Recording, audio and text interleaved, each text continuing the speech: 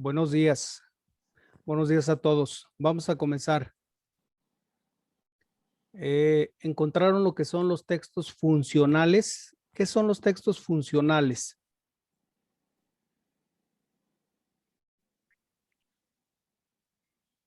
Adelante, ¿quién comienza?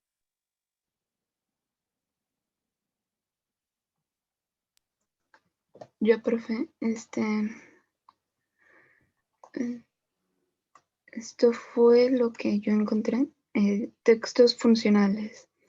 Los textos funcionales, tal como su nombre indica, son aquellos textos que buscan cumplir una función específica, teniendo como objetivo principal el ayudar al lector a efectuar una tarea con el mayor beneficio.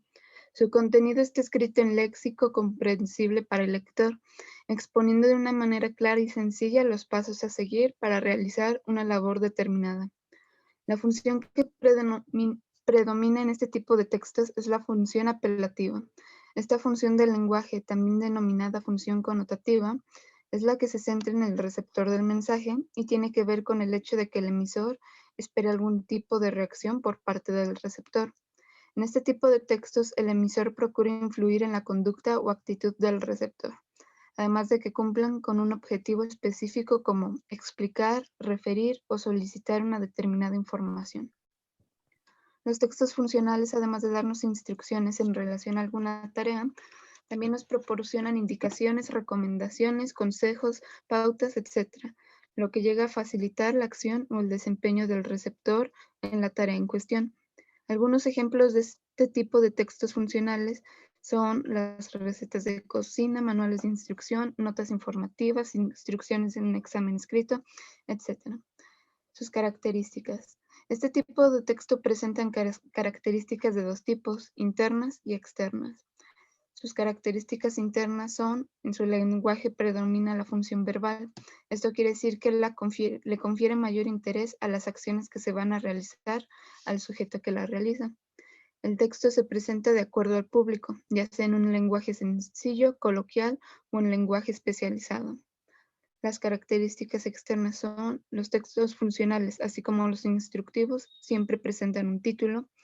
Dependiendo de si el texto es muy largo o muy corto, también podemos encontrar subtítulos en este tipo de textos. Las numeraciones también son frecuentes en los textos funcionales e instructivos, normalmente detallando los pasos a seguir.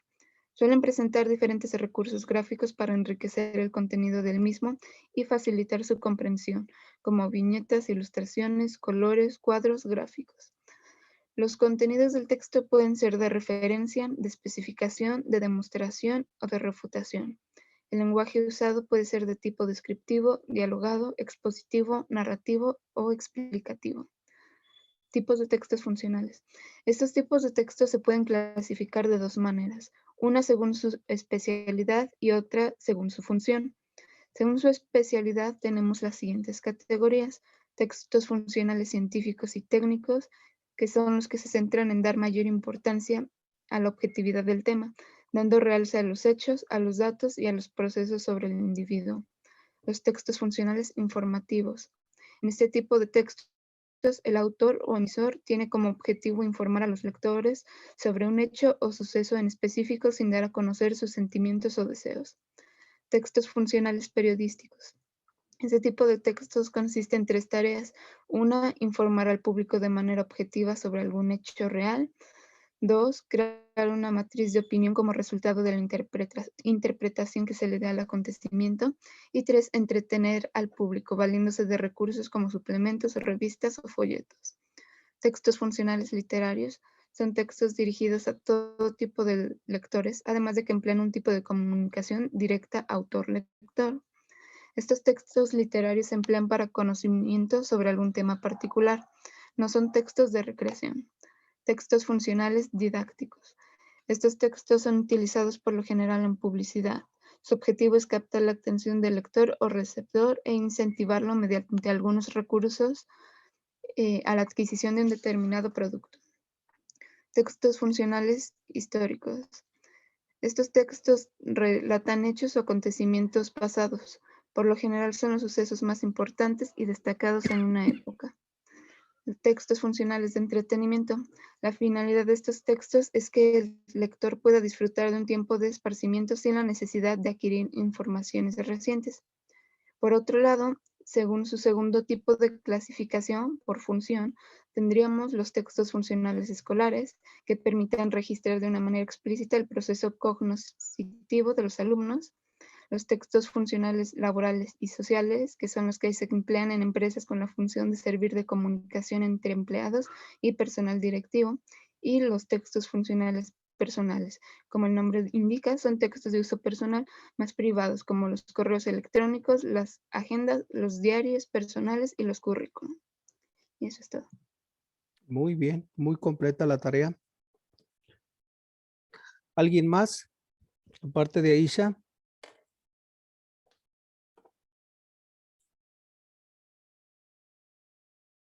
¿Alguien más de las presentes? Regina, Ariadna, María José, Valeria, Verónica, ¿algo más? Yo no, profe, porque tengo lo mismo que mi compañera. Ah, muy bien. ¿Quién más?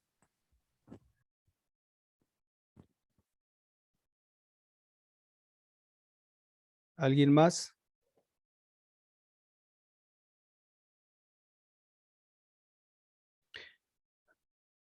Enciendan nada más sus cámaras, por favor.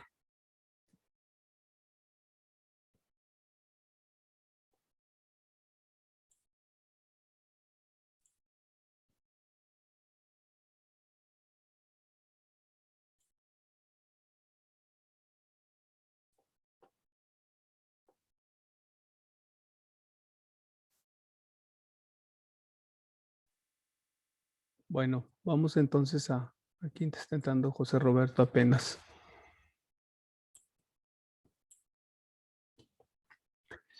Bueno, como se pueden dar cuenta, los textos funcionales son muchos. Quizá algunos de ellos ya están en desuso y están en desuso porque pues la gente no recurre a ellos porque ya no los acostumbra, eh, porque la misma tecnología en cierta manera pues pareciera que nos ha rebasado y hoy está supliendo muchas cosas que antiguamente se hacían. Por ejemplo,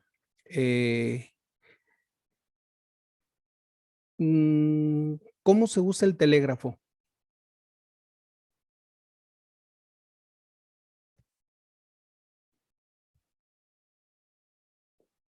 ¿Conocen el telégrafo?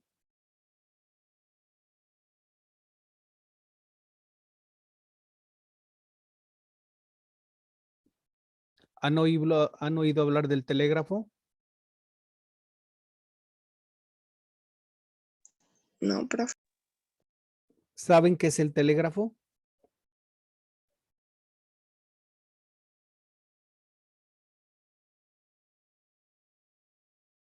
No. No. ¿Alguno de ustedes escribe todavía cartas de amistad, cartas de amor, es decir, cartas personales? ¿Alguna o alguno de ustedes escribe cartas todavía? Sí. ¿Y las envían hasta dónde?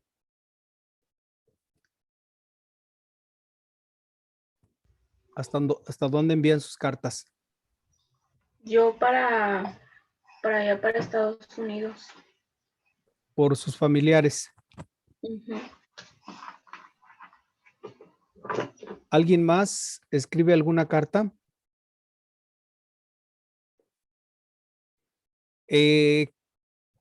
¿Cuáles son los pasos de la carta, Vero?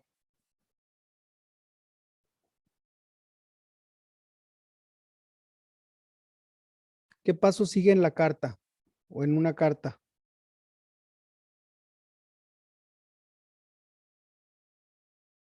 Pues es ¿cómo se llama? Primero la identificación ¿cómo se llama?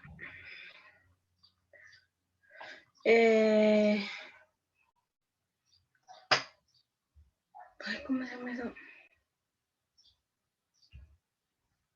Pues es la identificación del remitente. Luego los datos del destinatario. A ver, ese sería el sobre, pero más Ah, bien me refiero a la carta. pues nada más es la fecha, el nombre de a la persona que va dirigida y ya ahí va una redacción de lo que le quieras decir. Si le quieres agregar un postdata, pues ya le agregas un postdata. Entonces serían 3 puntos nada más o 4. Son 4 nada más, déjenme acuerdo de la última. Sí, porque es el... Primero es la fecha y Ajá, el lugar de procedencia. sí. León, Luego, Guanajuato a tal fecha. Luego viene el saludo. Querida, estimada, etcétera, fulana de tal. Luego ya viene todo el desarrollo de la carta y al final, bueno, se despide de ti o gusto en saludarte, fulana de tal. A veces se le pone postdata, no siempre se le pone postdata. Entonces, esos serían propiamente los pasos de la carta. Entonces tenemos fecha de cuando se escribe, persona a quien va dirigida, mensaje de la carta y despedida. Entonces serían 4 puntos. Lleva 5 solamente con la postdata.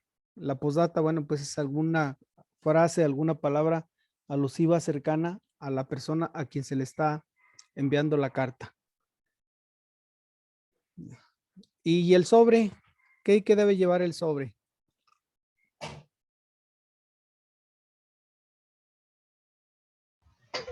el sobre, Sí, el sobre. pues la identificación del remitente, los datos del destinatario, eh, una estampita para dónde va dirigido, algo así. El código postal y... Ay, me ayuda con el otro, que no me acuerdo. A ver, son dos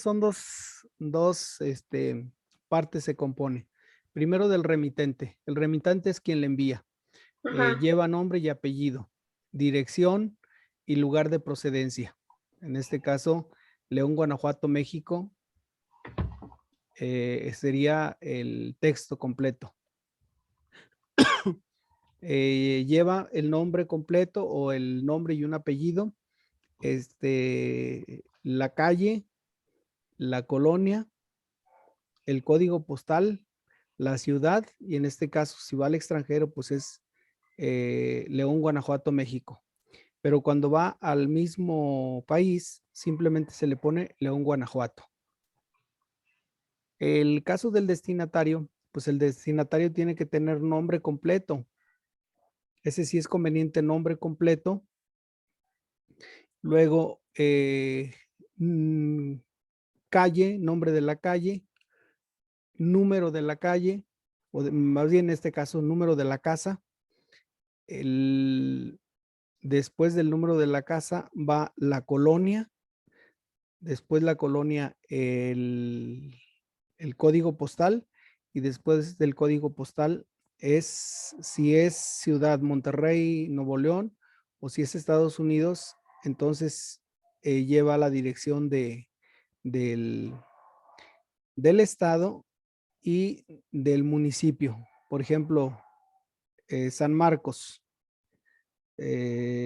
sería San Marcos, Texas o San Marcos, Texas, ¿no? Entonces quiere decir que va a San Marcos, el municipio del estado de Texas. Y si fuera al interior de la República, pues simplemente se le pone el lugar a donde se va a enviar la carta. Querétaro, Querétaro. San Luis Potosí, San Luis Potosí. San Luis de la Paz, San Luis de la Paz, aunque sea del mismo municipio. Esos serían propiamente las partes que compone una carta.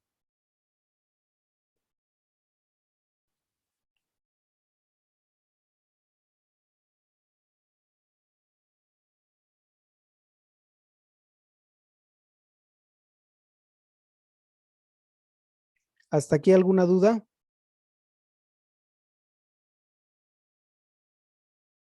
No, profe.